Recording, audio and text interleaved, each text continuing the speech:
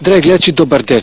Сите сме сведоци какви еколошки катастрофи се случуваат на Блаце со ова азбест, ураниум, што и на сите страни има ѓубре.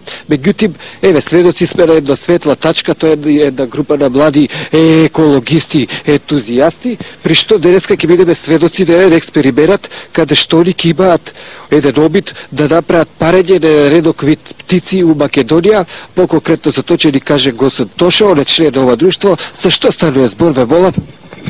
Па види, батка, ние уствари сакаме да спариме една загрозена врста.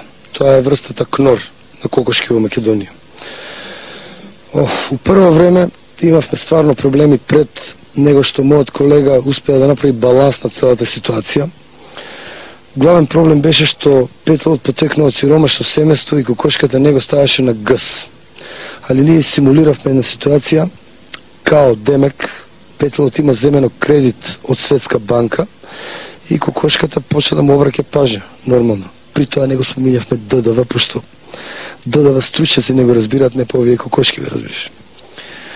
Оваа прва фаза мојот колега и чита ероска литература и пее секси мелодии на кокошката. Така да сакаме да направиме една ситуација да дојде до играње на танго помеѓу петлот и кокошката.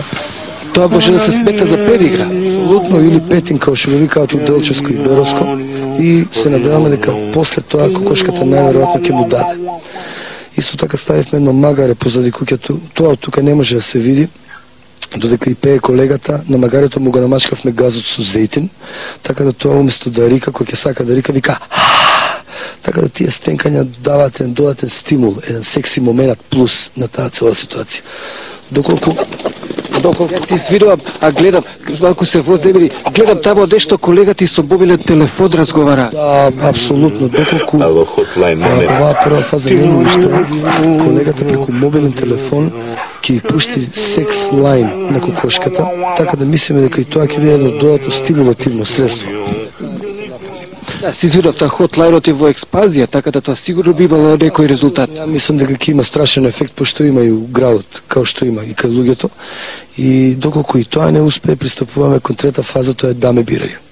Доколку и тоа не успее, Јас се надевам, ако ништо друго, дека од резултатите барем една салата со барува ќе има. Ете, драги гледачи, тоа беше еколошкото друштво Стројници. Со други информации ќе се јавиме на актато.